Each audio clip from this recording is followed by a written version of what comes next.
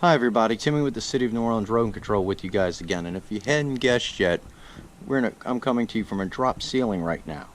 What we're looking at right in front of us, all these little black dots, those are roof rat droppings. So when we look around in the ceiling, what else can we see? Go straight in front of us and we have where that's ductwork, actually, air-conditioned ductwork. And you can see where the rats have torn into it and where they're taking that insulation and they're making bedding with it. So that's one of the things we're looking for in our drop ceiling signs of activity, are not just droppings, but also signs where they're making bedding and such. Let's keep looking and see what we can find in here. Ooh, look at this nice line going through here, this conduit that probably has wires running through it. It leads us to the hole where they're penetrating, and look at all that on top there. That's sebum, guys.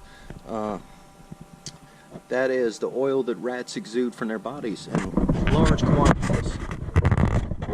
It's also some urine probably and some bits of dropping on it. But these guys are telling us where we need to seal our holes at, right? Where they're entering at, where they're leaving at. It's telling us maybe we should put a bait station here. We could zip tie it to the line maybe. Put one on a tile near here. We could zip tie some snap traps to here, definitely though. And we can catch these rats while they're on their run. But we can follow the line back to where it's actually penetrating the outside of the building and seal it up and permanently keep these guys out. But drop ceilings are often overlooked in rodent control, and this is definitely something we need to focus on, be it rats or mice. This is a whole different world up here, okay? It's climate controlled, it's sealed, it's dark, it's quiet. When we start looking around at everything, what do you notice in here?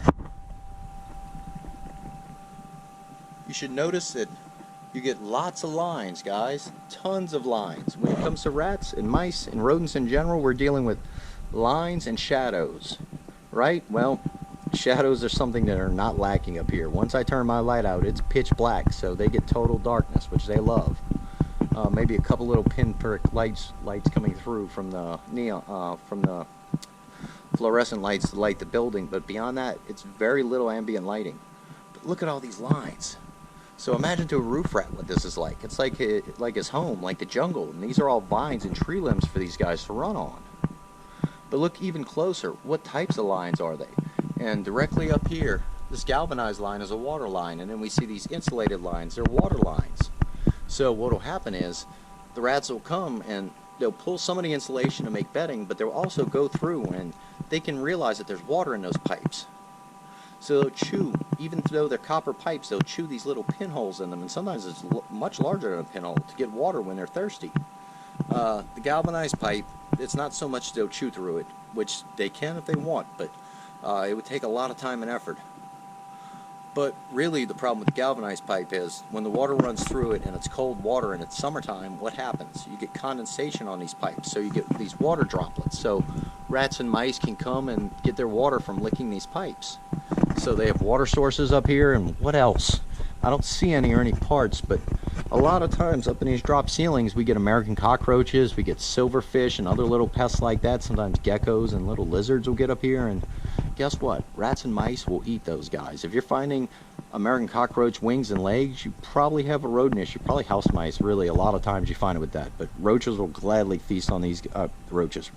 Rats will gladly feed on roaches as well. It's not just house mice doing it.